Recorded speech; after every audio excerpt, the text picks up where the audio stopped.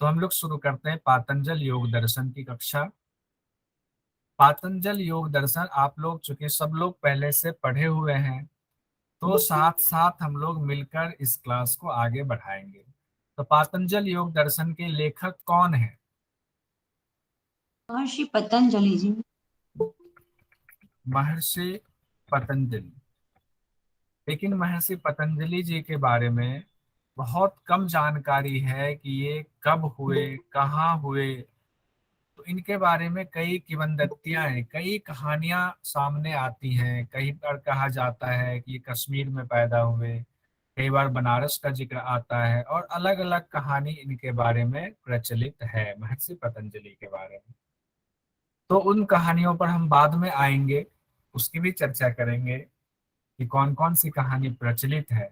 लेकिन अभी हम लोग पातंजल योग दर्शन या पातंजल योग सूत्र, दोनों ही नाम है, इस पर अभी हम लोग से विचार करेंगे। जनरली पातंजल योग दर्शन, उसके जो भाष्य लिखे गए हैं, जो महर्षि पतंजलि ने सूत्र लिख दिए, सूत्र लिख करके उन्होंने हमारे सामने रख दिया, तो उसका अर्थ समझाया गया, जिसको भाष्य करना कहते हैं, वो व्यास भाष्य उसमें सबसे प्रमुख है।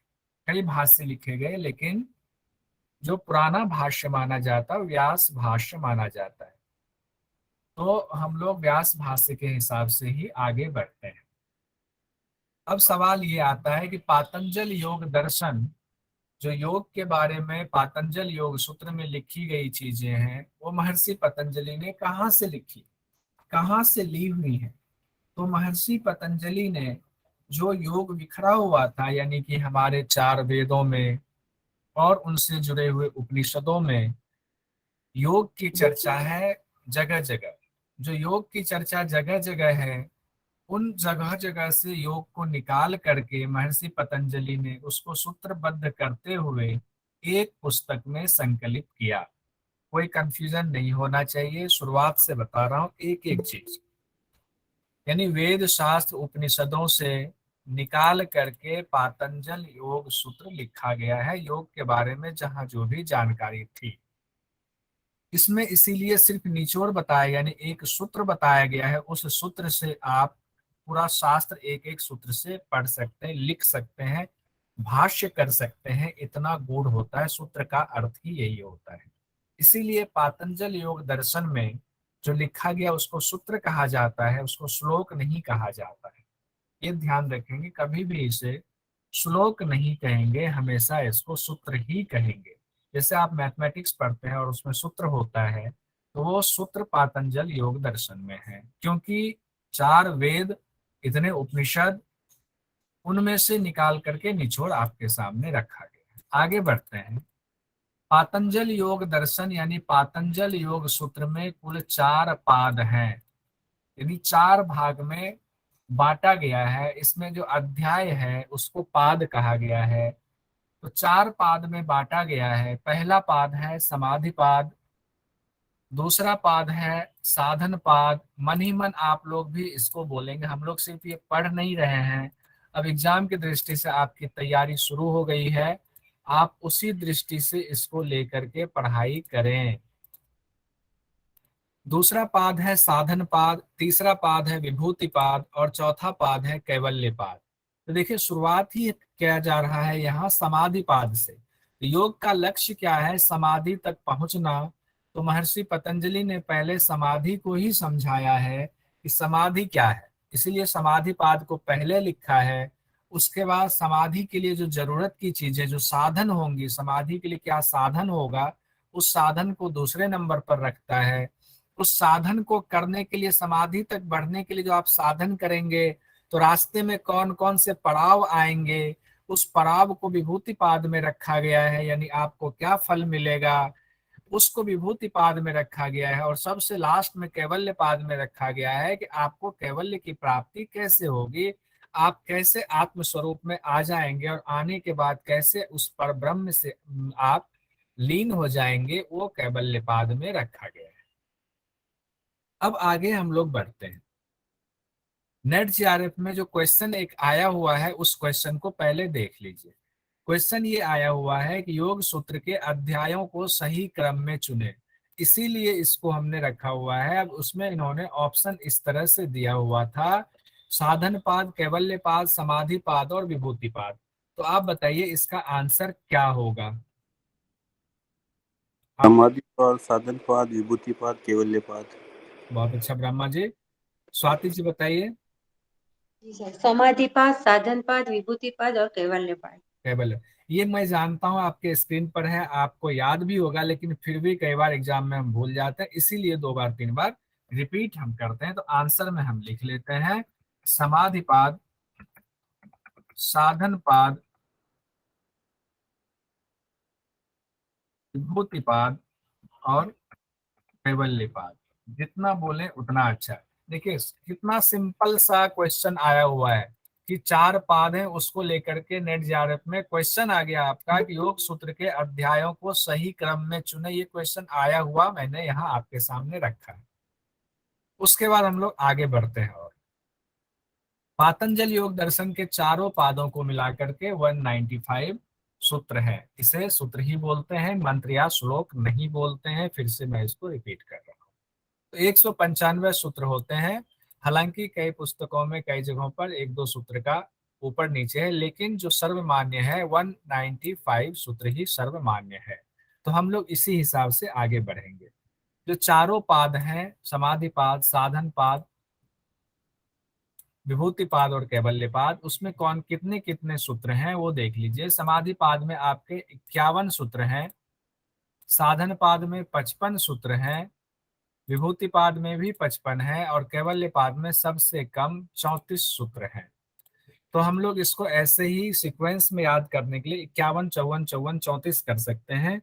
10 बार मन में बोल लेंगे, 4 बार बोल लेंगे तो ये याद हो जाएगा। 51, 55, 55 यानी कि दोनों तरफ से ऐसे सैंडविच बना रहा हो, बीच में 55 55 ही है। एक में 51 और एक में 34, ऊपर 51 नीचे 34। तो कोई भी सीक्वेंस बना करके आप इसको याद करने की कोशिश करेंगे तो 51, 55, 55, 34 इस तरह से है। तो एग्जाम में आपके आ सकता है सवाल। देखिए एग्जाम में कुछ भी सवाल पूछा जा सकता है। क्या पूछा गया उस पर तो हमने पूरा डिटेल बना करके रखा हुआ है। देखिए इतने सारे सवाल जो पूछे गए हैं वो मैंने बनाकर रखा है, और इस तरह से और भी हम बना करके रखेंगे। और जो पूछे गए तो उसको तो करेंगे ही, साथ साथ जो नहीं पूछे गए हैं, जो पूछने के चांसेस हैं, हम उसको भी करेंगे। तो अब यहाँ सवाल आ सकता है, मैं इसको ढक देता हूँ। पातंजल योग दर्शन के कैवल्य पाद में कितने सूत्र हैं बताएं आप। 34। 34। 34। ठीक है, बाकी लोग भी बोले, बोलने से छोटे नहीं हो जाएंगे। और आप ये सोचे ये तो अभी पढ़ा है, याद ही है, इसको क्या बोलना है।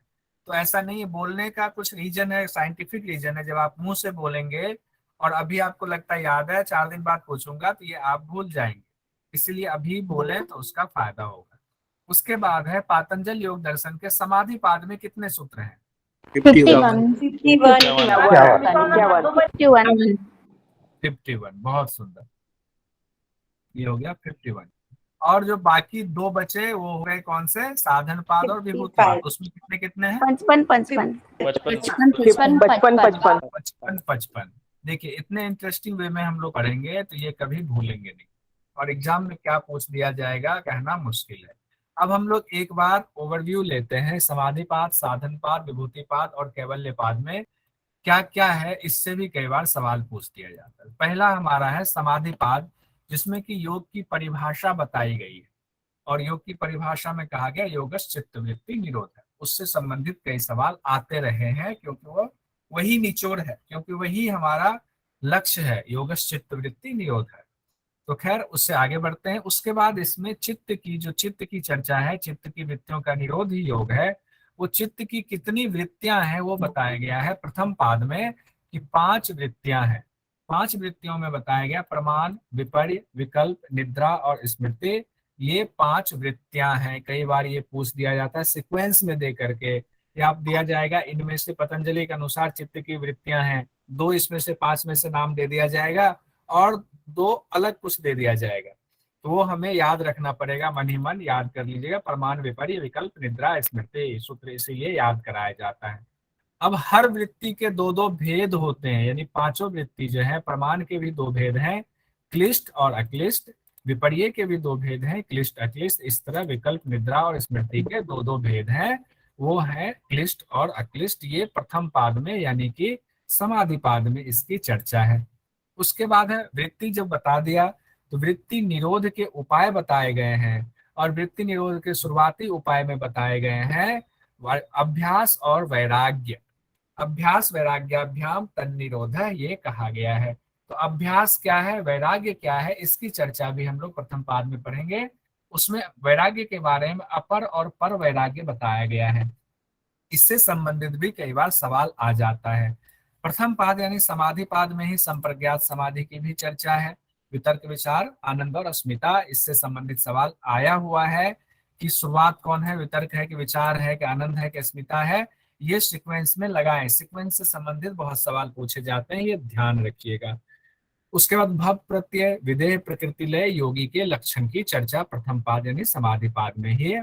साधक की अवस्था मृदु मध्य और अधिमात्र, ये तीन है। और एक हम लोग अधिमात्रतम किस शास्त्र में हम लोगों ने पढ़ा था, चार था, मृदु मध्य हठ रत्नावली, हठ रत्नावली, शिव संहिता था क्या, शिव संहिता। जरा रिकॉल किया कीजिए इसको, ठीक है। अब देखिए जैसे कि हम लोग आगे पढ़ेंगे मृदु मध्य और अधिमात्र जो है उसमें हमें आगे पढ़ा भी जाएगा, और इससे संबंधित कई बार इंटरव्यू वगैरह में भी सवाल पूछ दिया जाता है कि मध्य के लिए कौन सा बताया गया है, अधिमात्र के लिए कौन सा उपयुक्त है, मृदु के लिए क्या बताया गया है। तो उस तरह से भी सवाल आ जाता है। उसके बाद ईश्वर प्रणिधान है। अब ईश्वर के बारे में चर्चा किया गया है इसमें कि ईश्वर की स्वरूप कैसा है, उनका उनकी विशेषता क्या है। कहा गया है क्लेश कर्म विपाक आशय से जो रहित हो वही ईश्वर है। और ईश्वर के बारे में कहा गया जो ब्रह्म के भी ब्रह्म है, हमारे गुरु के भी गुरु हैं। और उनका नाम कहा गया है, नाम क्या है उनका, ईश्वर का नाम क्या है, कोई बताएंगे? प्रणव। प्रणव, बहुत सुंदर प्रणव। प्रणव उनको कहा गया, और प्रणव को ही ओम कहा जाता है। इसलिए कोई पूछे ईश्वर का नाम क्या है, तो ईश्वर का नाम प्रणव है, ओम है। और फिर इसी में बताया गया है कि ईश्वर का ध्यान कैसे करें। नाम तो हमें पता चल गया, उनकी विशेषता पता चल गई, अब उनका ध्यान कैसे करेंगे ये हमें दिया गया है समाधि पाद में। उसके बाद विक्षेप की चर्चा है। जो आप योग का जब अभ्यास कर रहे होते हैं तो बहुत सारे विक्षेप आते हैं, यानी कि उसमें बाधाएं आती हैं। तो उन बाधाओं को जो पहला कहा गया, देखिए विक्षेप के अंतर्गत ही अंतराय आता है। यहाँ पर कई बार हम लोग कंफ्यूज हो जाते हैं कि विक्षेप क्या है और अंतराय क्या है। तो विक्षेप के अंतर्गत अंतराय है, जो विक्षेप आता है, जो बाधाएं आती है, उसी को अंतराय नाम से कहा गया। ये अंतराय 9 है। जिन लोगों ने एग्जाम इससे पहले दिया है उनको पता है कि इससे संबंधित सवाल आया था। ये सारे नामों को कहा गया था कि सीक्वेंस में सजाएं। तो जब ये सीक्वेंस में कैसे होगा, जब हमें ये सूत्र याद होगा, व्याधि सत्यान संशय प्रमाद आलस्य अविरति भ्रांति दर्शन अलब्ध भूमिकत्व और अवस्थितत्व। तो अगर ये 9 अंतराय का हमें ये सूत्र याद है तो इस बार पिछली बार जो क्वेश्चन पूछा गया था तो हमें ये सूत्र याद करना पड़ेगा, हम कहीं भी उसमें पीछे नहीं हटेंगे। विक्षेप के बाद कहा गया कि विक्षेप सिर्फ इतना ही 9 अंतराय ही नहीं है, जहां विक्षेप आते हैं वहां विक्षेप के साथ कुछ और भी विचलित करने वाली चीजें बाधाएं आती हैं, उसको नाम दिया गया विक्षेप सहभुव। ध्यान रखिए, इसको कहा गया विक्षेप सहभुव। ये 5 बताए गए हैं, दुख, दौर्मनस्य, अंग मेजयत्व, श्वास और प्रश्वास। श्वास प्रश्वास जो हम लोग लेते हैं और छोड़ते हैं, इसको भी विक्षेप सहभुव कहा गया है। यानी कि अभ्यास करते करते इस स्थिति तक आ जाए कि न श्वास लेना है न छोड़ना है, जहां मर्जी वहां रोक लेना है, तो हमारे योग की सिद्धि मानी जाती है। खैर आगे बढ़ते हैं कि अब तो हम लोगों ने इन विक्षेपों को देख लिया, विक्षेप सहभुव भी देख लिया, विक्षेप में 9 अंतराय भी देख लिए। तो अब ये जो चित्त की स्थिति है, चित्त का प्रसादन कैसे करेंगे, चित्त की सफाई कैसे करेंगे। तो चित्त प्रसादन में उपाय बताया गया, इससे संबंधित भी सवाल आता है। सुखी, दुखी, पुण्यात्मा और पापात्मा की चर्चा है। तो इसमें महर्षि पतंजलि कहते हैं सुखी के साथ मैत्री करें, दुखी के साथ करुणा का भाव रखें, जो पुण्यात्मा है उनके साथ में मुदिता का भाव रखें, और जो पापात्मा है उनके साथ उपेक्षा का भाव रखें। इसी समाधि पाद में ही सबीज और निर्बीज समाधि की भी चर्चा है। और ऋतंभरा प्रज्ञा से संबंधित कई सवाल आते हैं, वो भी समाधिपाद में ही है। तो अगर आ जाए कि ऋतंभरा प्रज्ञा की चर्चा किस पाद में है, तो समाधिपाद में है। जो लोग अभी लिख रहे हैं या नोट्स बना रहे हैं वो जरूर लिख लें, इसको भी लिख लें, क्या पता क्या क्वेश्चन आ जाए। उसके बाद द्वितीय पाद कौन सा पाद है, क्या नाम है द्वितीय पाद का? साधन पाद। साधन पाद। साधन पाद। समाधि के लिए साधन पाद। साधन पाद। तो साधन पाद की शुरुआत जो होती है वो क्रिया योग से होती है। क्रिया योग में कहा गया तप स्वाध्याय ईश्वर प्रणिधान, इससे संबंधित आता है क्वेश्चन कि क्रिया योग कौन कौन से हैं। तो तप स्वाध्याय ईश्वर प्रणिधान अगर आपको याद है, कई लोग प्राणिधान कह देते, प्राणिधान आकार नहीं है, प्रणिधान है, प्रणिधान, प्रा नहीं है। तो तप स्वाध्याय ईश्वर प्रणिधान, तो ये तीन चीजें क्रिया योग में आता है। तीनों को तीन तीन चार चार बार मन ही मन आप लोग मन ही मन रिपीट करते जाइए इस पढ़ाई को। ये सोच लीजिए हमारा क्रीम निकल कर आ रहा है, हम करते जा रहे हैं। उसका पंच क्लेश की चर्चा है, अविद्या, अस्मिता, राग, द्वेष, अभिनिवेश। मुझे उम्मीद है सब लोगों को याद ही होगा, फिर भी दो बार मन ही मन रिपीट कर जाइए।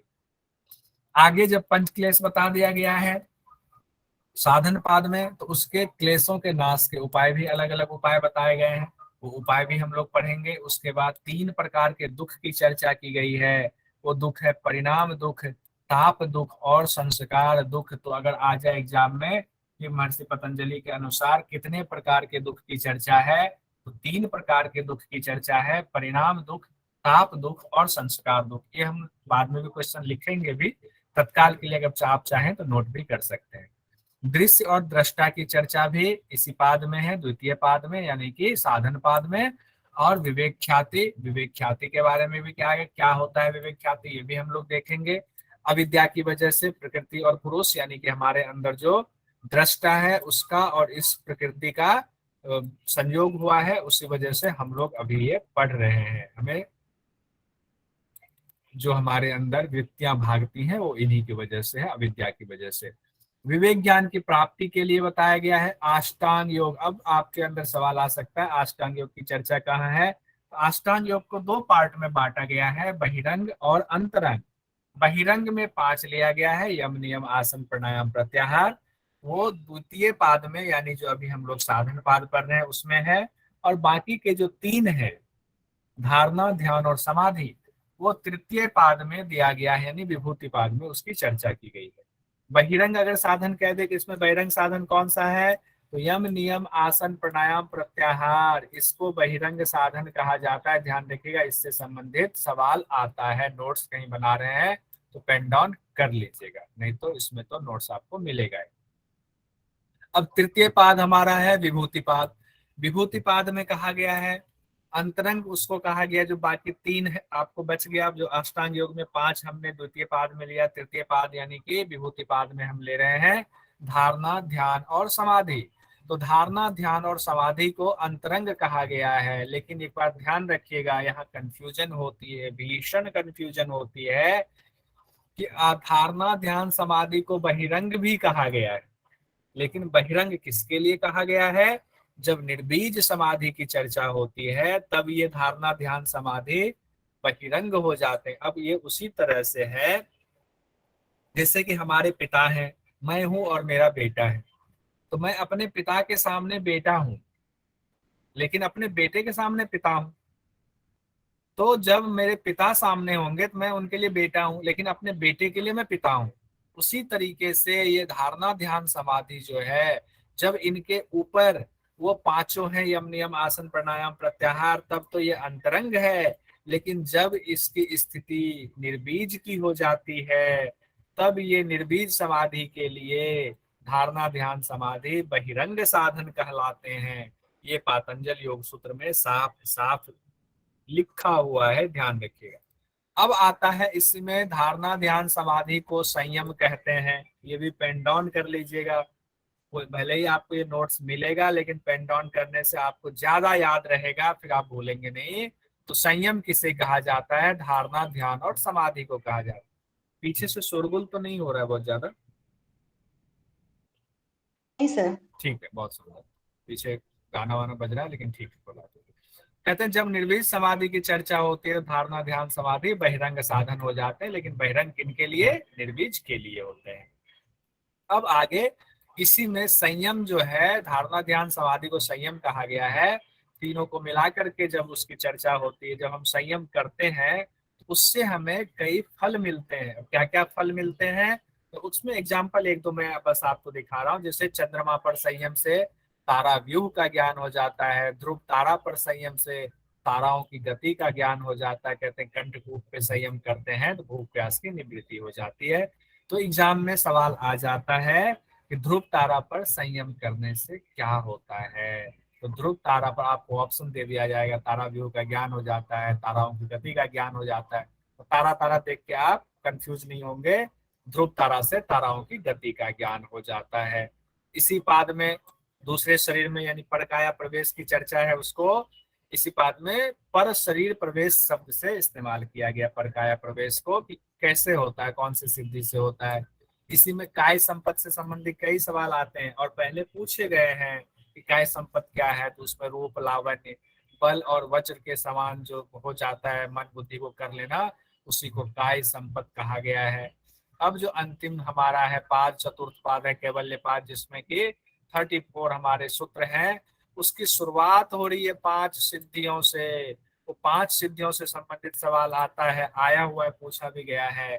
जन्म, औषधि, मंत्र, तप और समाधि, ये 5 सिद्धियां हैं। जन्म से संबंधित सिद्धियां किन्हीं को होती है, औषधि संबंधी सिद्धियां होती है, मंत्र संबंधी सिद्धियां, तप की सिद्धियां और समाधि की सिद्धियां होती है।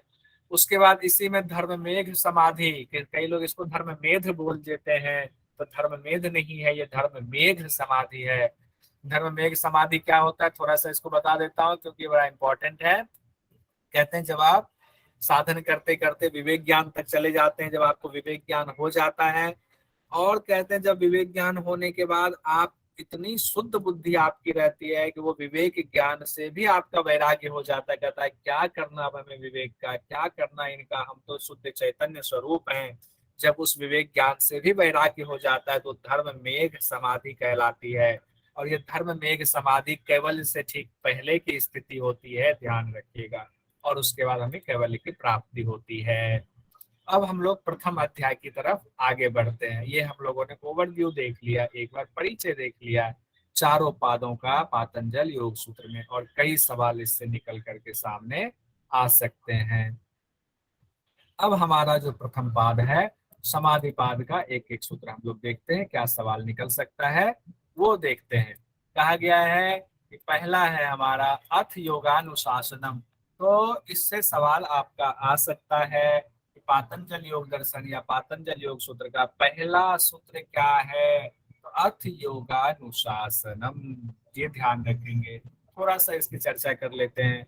अर्थ का अर्थ यूं होता है अब, अर्थ का अर्थ होता है अब, लेकिन अर्थ शब्द का इस्तेमाल कई जगहों पर या ज्यादातर जगहों पर किया जाता है।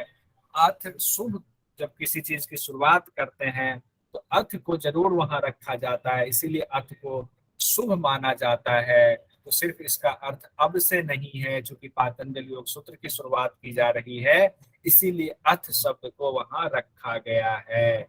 तो अर्थ योगानुशासनम, अब इसको दृढ़ता के साथ हम शुरुआत कर रहे हैं, एकदम संकल्प के साथ आप देखें। बाकी इसका पूरा डिटेल आप लोग पढ़ चुके हैं। हम क्वेश्चन पर आते हैं।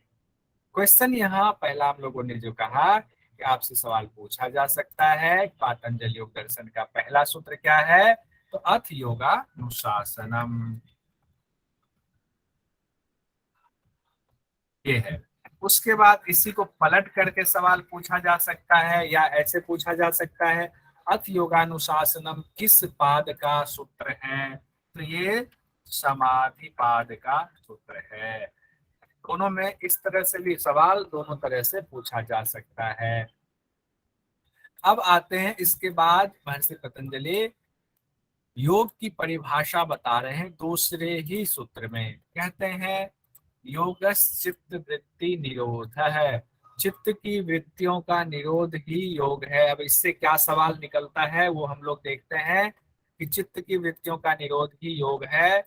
निरोध का यहाँ अर्थ जो बहुत सारे लोग गलत लगाते हैं, वो निरोध का अर्थ लगाते हैं रोकना। निरोध का अर्थ रोकना नहीं होता है। निरोध का अर्थ होता है अपने आप रुक जाना। जैसे कि आपका मन समोसा खाने का है और आपने मन को रोका हुआ है, तो वो निरोध नहीं है, वो विरोध है कि आप अपने मन से विरोध करके आपने रोका हुआ है समोसा खाने से मन को।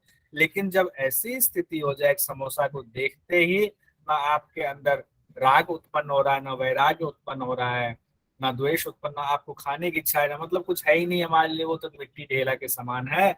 जब ये निरोध की स्थिति इस तरह कही जाती है, तब उसको कहा जाएगा कि चित्त की वृत्तियों का हमारा निरोध हो गया है। अब इससे सवाल क्या पूछा जाएगा वो देख लेते हैं कि योग की परिभाषा क्या है, ये पूछा जा सकता है। चित्त वृत्ति निरोध है। चित्त वृत्ति का निरोध या तो संस्कृत में दिया जाएगा या हिंदी में हम यहाँ से सवाल निकाल लेंगे। विवेक, ख्याति, योग, आसन, समाधि। अच्छा, इसमें मैंने वो दे दिया था कि ये सब ऑप्शन दिया जा सकता है। ठीक है, कोई इसको हटा ही देते हैं, सिंपल ही रखते हैं, अभी आगे देख लेंगे। उसके बाद कहा गया है कि तदा द्रष्टु स्वरूपे अवस्थानम। अगला सूत्र है तीसरा, तदा द्रष्टु, यानी कि अब तो हमने वृत्तियों का निरोध कर लिया। हमारी सारी वृत्तियों का निरोध अगर हो जाता है तो महर्षि पतंजलि कहते हैं कि उसके बाद क्या होगा। कहते हैं जब सारी वृत्तियां रुक गई तो अपने स्वरूप का, यानी कि आत्मा, हम तो आत्मा है जो प्रकृति से अविद्या की वजह से मिला हुआ है, तो हम समझ लेते हैं मैं कौशल हूँ, मैं स्वाति हूँ, मैं सुरेश हूँ, मैं पुंडीक हूँ। बेसिकली ना हम पुंडीक है, ना स्वाति, ना सुरेश है, ना कौशल हैं, हम तो आत्म स्वरूप परमात्मा के अंश भर हैं। कहते हैं जब सारी वृत्तियां हमारी रुक जाती हैं, हमें उस आत्म स्वरूप का बोध हो जाता है, हम उसमें अवस्थित हो जाते हैं। यानी कि जब हमारे चित्त की असंख्य वृत्तियों का सदा निरोध हो जाता है तो आत्मज्ञान हो जाता है, हमें इसका ये अर्थ है। खैर, अब इसकी व्याख्या पर हम ज्यादा नहीं जाएंगे। सवाल में आता है इसका कि चित्त की वृत्ति के निरोध से क्या होता है। तो बताइए, चित्त वृत्ति के निरोध से क्या होता है? आत्मा अपने स्वरूप में स्थित हो जाती है। आत्मा अपने स्वरूप में स्थित हो जाती है। अब इसी को दूसरे तीसरे तरीके से भी आपके सामने क्वेश्चन आ सकता है या आंसर आ सकता है कि आत्मा का बोध हो जाता है या आत्म स्वरूप में अवस्थित हो जाता है जब आपने गूढ़ रहस्य को जान लिया, तो क्वेश्चन किसी भी तरह से आए आपके लिए कोई प्रॉब्लम नहीं होगी। आगे हम बढ़ते हैं चौथे नंबर पे, देखते हैं यहाँ से क्या क्वेश्चन निकल सकता है। कहा गया कि वृत्ति सारूप्य मित्रत्व, कहा गया जब तक हमें आत्मस्वरूप का ज्ञान नहीं होता है, हम उन वृत्तियों के घिरे हुए हैं, असंख्य वृत्तियों से, जैसे कि अभी हम लोग घिरे हुए हैं। तो हमारी स्थिति, आपकी स्थिति कैसी है? तो हमारी आपकी स्थिति ऐसी है, हम ये सोचते हैं मैं तो मनीता हूँ और मैं तो जो है योगा टीचर हूँ, मुझे तो बहुत ज्ञान है, और हम उसी हिसाब से अपनी वृत्ति, वो हमारी बेसिकली वृत्ति है कि मैं मनीता हूँ, मैं योगा टीचर हूँ, मुझे बहुत अच्छा ज्ञान है, मेरे पास बहुत पैसा है, या मैं बहुत ज्ञानी हूँ, वो हमारी वृत्ति है। उन वृत्तियों के हिसाब से ही हम अपने आप को, अपना स्वरूप वही समझ लेते हैं, जबकि हमारा असली स्वरूप है आत्मा। तो ये कहते हैं कि वृत्ति, जब हमारा वृत्तियों का निरोध नहीं होता है तो हम अपने वृत्तियों के हिसाब से अपना स्वरूप समझ लेते हैं। सवाल में आता है वृत्ति के निरोध से पहले दृष्टा का स्वरूप कैसा होता है, बताइए। वृत्ति सारूप्य। वृत्ति सारूप्य होता है, या तो वृत्ति सारूप्य दे देगा आपको, या तो वृत्ति के अनुरूप दे देगा। वृत्ति के स्वरूप जैसा, यानी वृत्ति जैसी वृत्ति वैसा स्वरूप। तो या तो ऐसे आपका क्वेश्चन में आंसर देगा वृत्ति सारूप्य, या फिर आपको दे देगा जैसी वृत्ति वैसा स्वरूप। तो इसमें से कोई भी दे सकता है, दोनों में से आंसर आपके सामने है, जो भी आए आप टिक लगा सकते हैं। आगे हम बढ़ते हैं, वृत्तीय, पंचतय, क्लिष्ट, अक्लिष्ट। एक भी क्वेश्चन नहीं छूटेगा। वृत्तीय, पंचतय, क्लिष्ट, अक्लिष्ट। अब कहते हैं यहाँ पर दो चीजें आ गई हैं, तो सवाल पूछा जा सकता है कि वृत्तियां कितने तरह की होती हैं। कितनी वृत्तियों की चर्चा पातंजलि योग सूत्र में? तो 5 वृत्तियां हैं। हाँ, बहुत सुंदर, 5 ऐसे बोलिए, कोई दिक्कत नहीं। और इसमें सिर्फ वृत्तियां 5 हैं ऐसा ही नहीं कहा गया है, उसके बाद कहा गया है कि सभी वृत्तियां, पांचों वृत्तियां दो रूप में होती हैं, क्लिष्ट और अक्लिष्ट। अगर मान लीजिए कि हम 5 स्टूडेंट हैं, तो 5 स्टूडेंट में स्वाति हो गई, मनीता जी हो गए, सूरज जी हो गए, ब्रह्मा जी हो गए, कौशल जी हो गए, तो ऐसे जो पांचों होंगे तो कहते हैं पांचों के दो दो रूप हैं, कि कभी मनीता जी अच्छी भी हैं, कभी बुरी भी हैं, कभी कौशल अच्छे भी हैं, कभी बुरे भी हैं। तो वो हो गया क्लिष्ट और अक्लिष्ट, जो उसके अंदर जो उसका स्वभाव है पांचों वृत्तियों का, वो स्वभाव कैसा है, दो स्वभाव में बटा हुआ है, क्लिष्ट और अक्लिष्ट में। तो उसको कहते हैं क्लिष्ट और अक्लिष्ट भेद वाली होती। इससे संबंधित क्या सवाल आता है वो देख लीजिए। पांचों वृत्तियों के कितने भेद हैं? तो कितने भेद हो गए? दो दो दो भेद। दो भेद। दो भेद कौन कौन से हो दो गए? भेद। क्लिष्ट और अक्लिष्ट। और क्लिष्ट अक्लिष्ट। क्लिष्ट और अक्लिष्ट। क्लिष्ट, ये दो भेद वाले हो गए। और वृत्तियां कितनी है पतंजलि के अनुसार? 5 पांच वृत्तियां हो गई। उसके बाद कहा गया छठा है हमारा कि प्रमाण विकल्प, प्रमाण विपर्य विकल्प निद्रा स्मृतयः। यानी कि अब बता रहे हैं जो 5 आपने वृत्ति पढ़ी, अब पांचों वृत्ति जान लो क्या नाम है। तो वो पांचों का नाम है, पहला है प्रमाण, दूसरा है विपर्य, तीसरा है विकल्प, चौथा निद्रा और पांचवा स्मृति। इसको मन ही मन 4 से 5 बार रट जाइए, बिल्कुल रट जाइए, इसमें नहीं रटने का सवाल नहीं है, दिक्कत होगी। इसीलिए मैंने सूत्र लिखा, उसके नीचे पांचों को अलग अलग लिख दिया। अब देखिए इसमें क्या है, प्रमाण भी दो रूप में है, जो अभी बात हुई थी, क्या है, क्लिष्ट और अक्लिष्ट। विपर्य भी दो रूप में है, क्लिष्ट और अक्लिष्ट। विकल्प भी दो रूप में है, क्लिष्ट अक्लिष्ट। निद्रा भी दो रूप में, स्मृति भी दो रूप में, क्लिष्ट और अक्लिष्ट है। अब जो ये प्रमाण विपर्य विकल्प निद्रा स्मृति, इसको नहीं रटेंगे तो इससे संबंधित सवाल छूट जाएगा। सवाल में पातंजल योग सूत्र के अनुसार कितनी वृत्तियां हैं? कितनी वृत्तियां हैं? 5। 5। अब देखिए सवाल दूसरा आ सकता है दूसरे तरीके से। पतंजलि के मुताबिक कौन कौन सी वृत्तियां हैं? तो उसमें दिया जाएगा प्रमाण है, निरोध, दुख और स्मृति। तो कौन सा वाला इसमें कूट इस तरह से दे दिया जाएगा? बताइए इसमें कौन सा कूट सही? प्रमाण और प्रमाण। स्मृति। 1 और 4 प्रमाण और स्मृति। स्मृति। फर्स्ट और चौथा। फर्स्ट ऑप्शन और डी। चौथा। तो ये हमारा आंसर ये वाला हो गया। ठीक है, इस तरह से सवाल आता है। अब है प्रत्यक्ष, सातवां है प्रत्यक्ष। प्रत्यक्षानुमानागमाः प्रमाणानि, यानी कि प्रमाण वृत्ति 3 प्रकार की होती है। अब इसमें इससे संबंधित सवाल आ भी चुका है कि प्रमाण वृत्ति कितनी प्रकार की होती है। तो प्रमाण वृत्ति 3 प्रकार के बताए गए हैं पातंजल योग सूत्र में। पहला बताया गया है प्रत्यक्ष, दूसरा बताया गया है अनुमान, और तीसरा बताया गया है आगम। तो मनी मन रट लीजिए, प्रमाण वृत्ति 3 प्रकार की है, प्रत्यक्ष, अनुमान और आगम। अब देखिए इससे संबंधित जो पहले नेट जीआरएफ में जो सवाल आया है वही दिखा देता हूँ। नेट जीआरएफ में जो पुराना क्वेश्चन आया हुआ है उसमें यह है पतंजलि के अनुसार प्रमाण है। अब यहाँ पर उन्होंने ऑप्शन दे दिए अनुमान, प्रत्यक्ष, विकल्प और आगम, और इसको फिर कूट बना करके उन्होंने दिया हुआ था। तो इसमें कूट कैसे बनाएंगे? अगर ये पहला, दूसरा, तीसरा और चौथा है तो आप ही आंसर ही बता दिए, एक ही कूट लिख देंगे। 1 2 पहला, 4 दूसरा और चौथा। पहला, दूसरा और चौथा, ये आपका कूट का सही उत्तर है।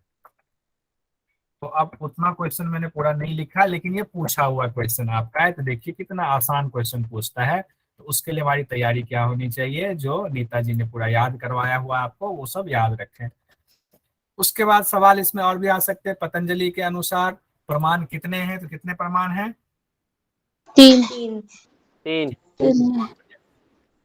अब इसमें मैंने एक और अलग कुट, जो कुट पूछा गया वैसे कुट एक और मैंने बनाया हुआ। अब इसका भी जवाब दीजिए। पतंजलि के अनुसार इनमें से प्रमाण है प्रत्यक्ष, आगम, विकल्प, निद्रा।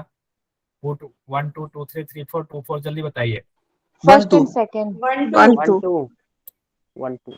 1 2 ठीक है, ये हमारा हो गया। बहुत सुंदर। हम इस तरह से पढ़ेंगे तो सारा हमारा स्मृति में बैठता चला जाएगा। 8वां हम देख लेते हैं। 8वां हमारा सूत्र है विपर्ययो मिथ्या ज्ञान मत द्रुप प्रतिष्ठम। अब कहा गया है, विपर्य की चर्चा की गई है कि मिथ्या ज्ञान ही विपर्य है, यानी कि झूठा और मिथ्या ज्ञान, जो हमें गलत ज्ञान, कई बार हम होता कुछ है सोच कुछ और लेते हैं, हम इसकी पूरी डिटेल में नहीं जाएंगे। तो वही विपर्य है, मिथ्या ज्ञान ही विपर्य है, सब लोग जानते हैं। सवाल में आ सकता है आपका, मिथ्या ज्ञान कौन सी वृत्ति है, बताइए। विपर्य। विपर्य। ये मिथ्या ज्ञान विपर्य वृत्ति है। अब हम लोग आगे बढ़ते हैं, ज्यादा इसमें नहीं पढ़ फंसेंगे। अगला है हमारा शब्द। शब्द ज्ञानानुपाति वस्तु शून्यो विकल्प है। शब्द ज्ञानानुपाति वस्तु शून्यो विकल्प है। 2 बार 3 बार पढ़े मेरे साथ साथ मन ही मन। तो इसका कहा गया शब्द से उत्पन्न ज्ञान के हिसाब से चलना, जो कि वस्तु से रहित है, विकल्प वृत्ति है, यानी सुनी सुनाई बातों के आधार पर मान्यता करते हुए चलना। अब आप कहेंगे थोड़ा सा इसको बताइए, 1-2 लाइन में मैं शॉर्ट में बता देता हूँ कि जैसे हमें कहा गया है कि भगवान स्वर्ग में रहते हैं। अब स्वर्ग हम में से किसी ने नहीं देखा है, लेकिन चूंकि शास्त्र में लिखा है तो शब्द से उत्पन्न है, तो हम मान लेते हैं चलो स्वर्ग भगवान स्वर्ग में रहते हैं, या भगवान का स्वरूप ऐसा है हम मान लेते हैं, उसी हिसाब से हम साधना करते हैं। या हमें किसी ने कहा पता है कल वहां एक ऐसा जानवर आया था जिसके 3 सिर थे और उनका नाम ये था, तो 10 लोगों ने कहा था, हम मान लेते हैं हाँ उस समय अब वो जानवर तो उपस्थित है नहीं, लेकिन वो शब्द जो कहा, उस शब्द की जो व्याख्या की गई, उसके हिसाब से जब हम जान लेते हैं, जबकि वो वस्तु नहीं है, वो जानवर नहीं है, तो वो हमें विकल्प वृत्ति के अंतर्गत आता है। अब सवाल आपका आ जाएगा, शब्द के हिसाब से कल्पना करना कौन सी वृत्ति है? विकल्प। विकल्प वृत्ति है। विकल्प। अब विकल्प। आगे हमारा, बहुत बढ़िया, अब आगे हम आते हैं 10वें पर। अभाव प्रत्ययालंबना वृत्ति निद्रा। अभाव प्रत्ययालंबना वृत्ति निद्रा, यानी कहते हैं कि जिसका अभाव है, जिस चीज का अभाव है उसका भी ज्ञान हो जाना, उसका भी एहसास हो जाना। अब अभाव किस चीज का है भैया? यानी कि जब हम सो जाते हैं, जब सोने के बाद हमें अब काम वाम तो कुछ याद है नहीं, हम तो सो गए, शरीर अब शिथिल पड़ गया, आंखें बंद हो गई और शरीर एक जगह पर कई घंटे, 6 घंटे 7 घंटे जो जितनी नींद लेता है। लेकिन जब हम सुबह उठते हैं तो हमें ये याद रहता है कि हम सोए हुए थे। तो हमें याद कैसे रहता हम सोए हुए थे? तो ये याद रहना भी, उसका अवलंबन एहसास रहना भी, अवलंबन रहना भी, यही निद्रा वृत्ति है। कई बार हमें ये याद रहता है कि हम निद्रा में तो थे, लेकिन हमने ये सपना देखा, हमने ये अच्छा सपना देखा, ये बुरा सपना देखा, जो भी हमें ये याद रहता है कि मैं सोया हुआ था, मैं गहरी नींद में सोया हुआ था। तो वो उसका एहसास रहता है उस निद्रा का, उसी को निद्रा वृत्ति कहा गया है। अब इसमें सवाल है, अभाव के ज्ञान का अवलंबन कौन सी वृत्ति है? निद्रा। वृत्ति है। निद्रा। ठीक है, अभी देखिए बस सिंपल सिंपल हम लोग बढ़ते जा रहे हैं, बहुत आसान शब्दों में बढ़ते जा रहे हैं। बाद में सारे सवाल जो पूछे गए हैं वो भी आएंगे, चिंता मत कीजिएगा, एक भी सवाल अब तक जितने पूछे गए हैं नहीं छूटेगा। 11वें नंबर में है अनुभूत विषया संप्रमोश स्मृति है। अनुभूत विषया संप्रमोश स्मृति है। आप लोग भी मनी मन इसको बोलेंगे। उसके इसमें कहा गया है पूर्व के अनुभव जो सबका, जैसे किसी को 40 साल होंगे, किसी के 60 साल होंगे, किसी के 30 साल होंगे, किसी के 22 साल होंगे, तो कहते हैं 22 साल का आपका कुछ ना कुछ तो अनुभव होगा। वो अनुभव जब समय समय पर प्रकट हो जाता है कि वही स्मृति वृत्ति है। स्मृति का आना समय समय पर, जैसे आज आपके सामने समोसा आ जाए और समोसा पहले आपने खाया हुआ है तो आपको पता है कि उसका स्वाद कैसा होता है, वो जो स्मृति आ गई वही स्मृति वृत्ति है। या इससे संबंधित और भी कई चीजें हैं। उसके बाद सवाल इसमें आ सकता है, पूर्व के अनुभवों का प्रकट होना कौन सी वृत्ति है? स्मृति। स्मृति वृत्ति है। पूर्व के अनुभव जब प्रकट हो जाते हैं, पहले के अनुभव, चाहे कड़वे चाहे अच्छे, चाहे कोई भी निरर्थक हो सार्थक हो, वो स्मृति वृत्ति है। अब जब पांचों वृत्ति हमने पढ़ लिया तो महर्षि पतंजलि कहते हैं वृत्तियों के बाद उनको रोकने के उपाय भी हैं। तो प्रथम पाद में जो उपाय सबसे पहले बताया गया है, यानी समाधि पाद में, वो सबसे पहले बताया गया अभ्यास वैराग्याभ्याम तन्निरोध है।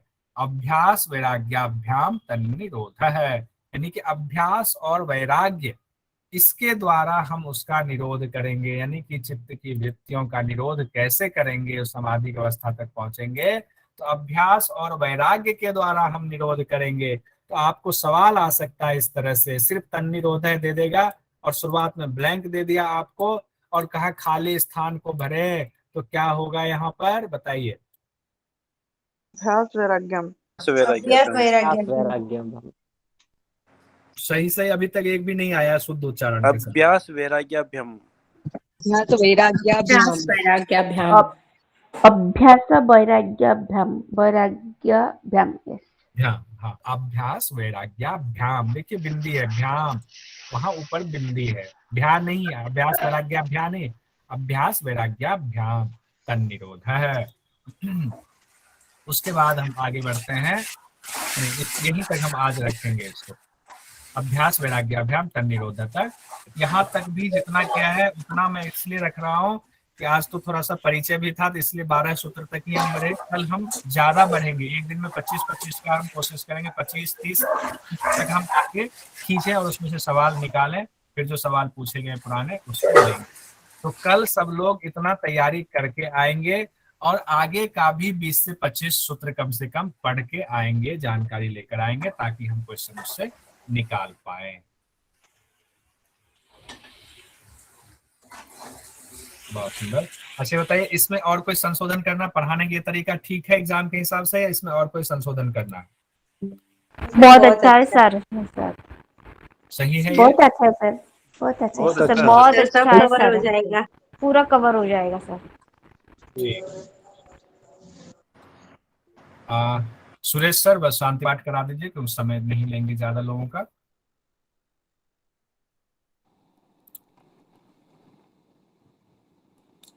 कोई भी ध्यानात्मक आसन में बैठ जाए, एक बार ओम का लंबा नाद, बाद में शांति पाठ, दोनों हाथ ज्ञान मुद्रा में घुटन पर।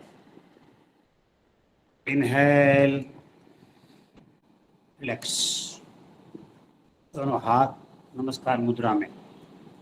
योगन चित्तस्य पदेन वाचा मलं शरीरस्य च वैदकेन योपाकरोतं प्रवरं मुनीनां पतञ्जलिं प्राञ्जलिरानतोऽस्मि। ओम शांति शांति शांति। दोनों हथेली आपस में घर्षण करें, ये संचित ऊर्जा को आंख पर ले जाए। अंदर ही अंदर आंख खोले, बंद रखे, बंद आंख रखते ही दोनों हाथ दृष्टि के सामने, हथेली को देखते हुए कोमलता से आंखें खोले। ओम